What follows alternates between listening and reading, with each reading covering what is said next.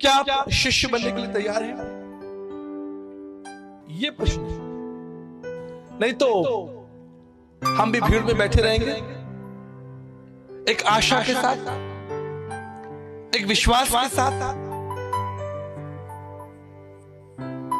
मेरे प्रियो, यीशु ने कहा, अगर आप लूका उसका 9 अध्याय 23 पद पढ़ दीजिए। उसने सबसे कहा, यदि कोई मेरे पीछे आना चाहे तो अपने आप से इनकार करे। तो पहले अपने आप से इनकार कीजिए और प्रतिदिन अपना क्रूस उठाए और मेरे पीछे हो। और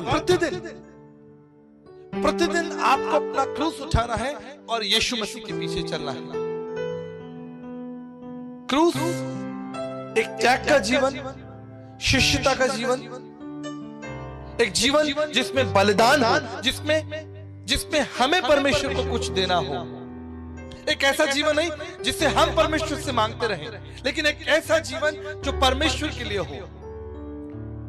आपका जीवन परमेश्वर के लिए खर्च होना चाहिए, परमेश्वर के प्रति एक समर्पण, परमेश्वर के प्रति एक बलिदान होना चाहिए। मेरे प्रियो, प्रभु का वचन कहता है कि तुम मांगते हो भोग विलास की चीजों को, संसार की चीजों को, जो आज है लेकिन एक दिन समाप्त हो जाएंगी, लेकिन परमेश्वर और परमेश्वर का वचन, उसका सिंहासन युगानुयुग बना रहेगा। हम प्रभु यीशु मसीह के जीवन को देखें, उसने अपने आप खर्च कर दिया। हमारे अपराध, हमारे अधर्म, हमारी कमजोरियां, हमारे दुख उठा लिए, उसने अपने आप को खर्च कर दिया। हमें एक ऐसी भीड़ नहीं बनना है। वचन में लिखा है, एक ऐसी भीड़ जो रोटी खाकर तृप्त हो गई। नहीं, हमें वो भीड़ नहीं बनना है। हमें परमेश्वर के आश्चर्य कर्मों का धन्यवाद देना है, लेकिन आश्चर्य कर्मों के पीछे नहीं भागना है। हमें यीशु के पीछे भागना है। We have to run with Jesus Christ. हमें यीशु के साथ चलना है। हम सिर्फ चमत्कार देखने के लिए नहीं बुलाए गए, हम सिर्फ चंगाइयां देखने के लिए नहीं बुलाए गए हैं। याद रखिएगा, चंगाई पाने वाले और चंगाई की प्रार्थना और चंगाई देने वाले दोनों मिक्स में मिल जाएंगे, लेकिन परमेश्वर युगानुयुग बना रहेगा। हम परमेश्वर के पास क्या मांगने आए हैं? हम क्या चाहते हैं परमेश्वर से? मैं कई बार जब सभाओं में जाता हूं तो लोगों की आवश्यकताएं सुनता हूं, बड़े ध्यान से सुनता हूं। आपकी आवश्यकता क्या है?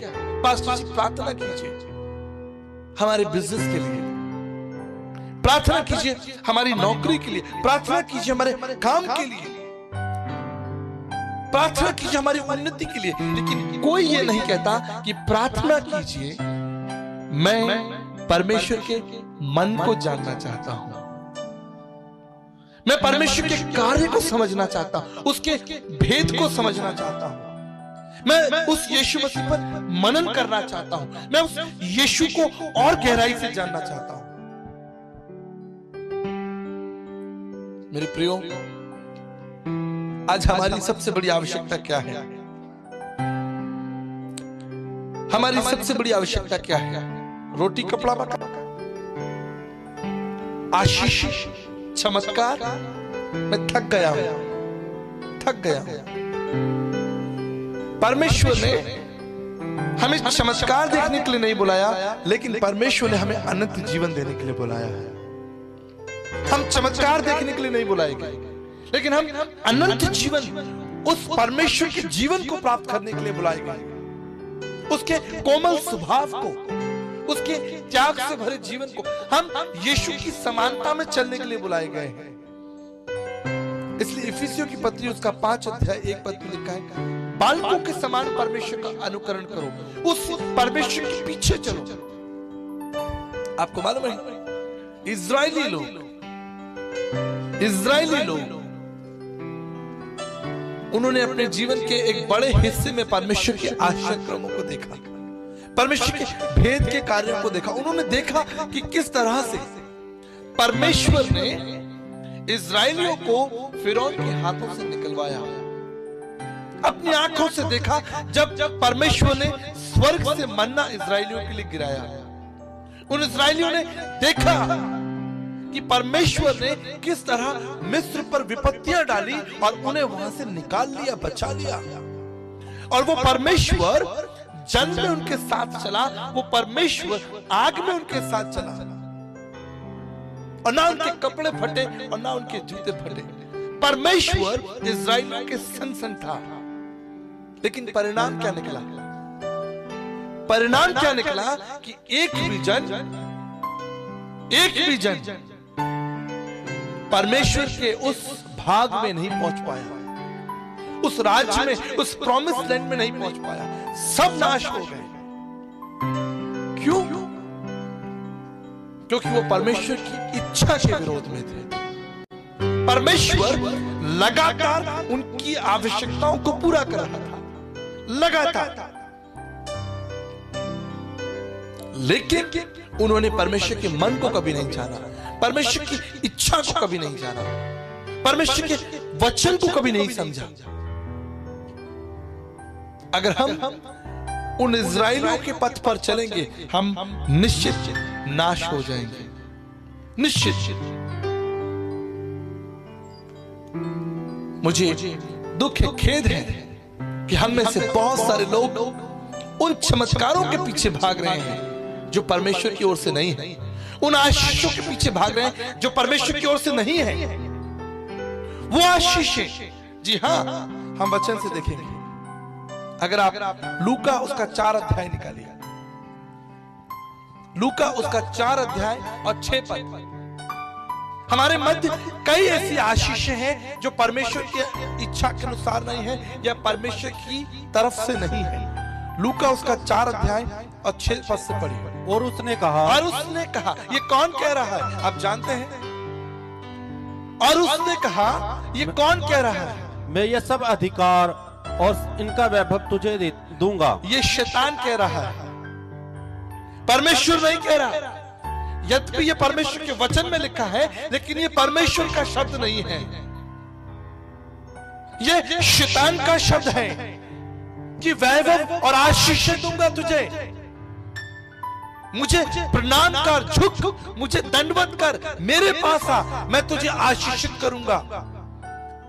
मेरे पास आ, मैं तुझे वैभव दूंगा, तेरा शौर्य बढ़ाऊंगा, तुझे धन दूंगा, तेरे अकाउंट में पैसे आ जाएंगे, तू धनवान हो जाएगा, तुझे 1 लाख का चेक मिल जाएगा, तेरा घर बन जाएगा। रुक जाइए, रुकिए, सावधान। ये परमेश्वर की आवाज नहीं है। परमेश्वर की आवाज तो ये है कि जो मेरे पीछे आना चाहता है वो अपना क्रूस उठा ले। अगर तुम मेरे पीछे आना चाहते हो, क्रूस उठाकर मेरे पीछे आओ, मेरे उस सकरे मार्ग में प्रवेश करो। दुख उठा आज्ञा मानी उसने, दुख उठाई और आज्ञा मानी और अंत तक विश्वासयोग्य रहा। मेरे प्रियो, आपको सावधान होना है। आप संख्या में थोड़े हैं, लेकिन परमेश्वर आपकी चिंता करने वाला परमेश्वर है। यह आवाज परमेश्वर की नहीं है। मेरे पास आओ, मैं तुम्हें वैभव दूंगा, आशीष दूंगा, तुझे बढ़ाऊंगा। शैतान कह रहा है। मेरे प्रियो, परमेश्वर की आवाज समर्पण, त्याग और बलिदान की है। परमेश्वर की आवाज आपको पवित्र करने की है। परमेश्वर की आवाज सिर्फ संसारिक आशीषों की नहीं, लेकिन उसमें एक डांट भी है।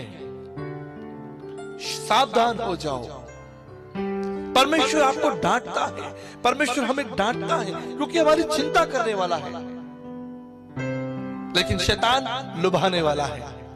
सावधान होना है। हम एक और वचन देखेंगे।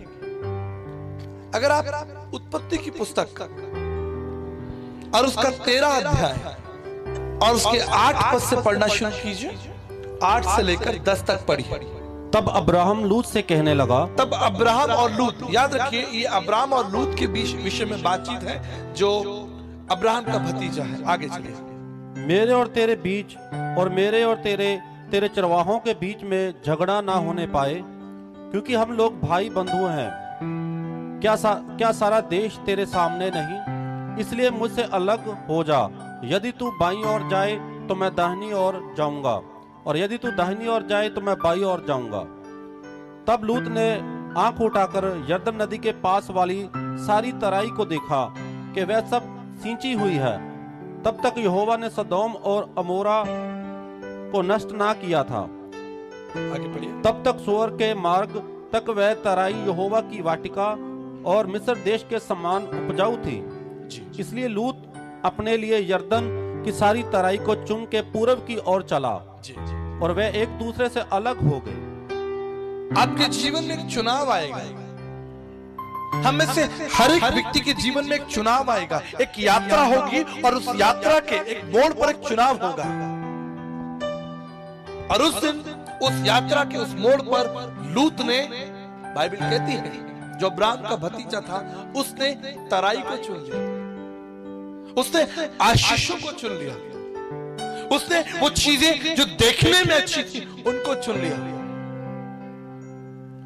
लेकिन वहां परमेश्वर की उपस्थिति नहीं थी। वो चीजें अच्छी तो थी, लेकिन वहां परमेश्वर की उपस्थिति नहीं थी। और हम जानते हैं लूत का परिणाम क्या हुआ, सदोम और अमोरा का परिणाम क्या हुआ। शैतान की उस आशीष के पीछे मत भागिए। यीशु ने कहा है, मेरा क्रूस उठाओ और मेरे पीछे।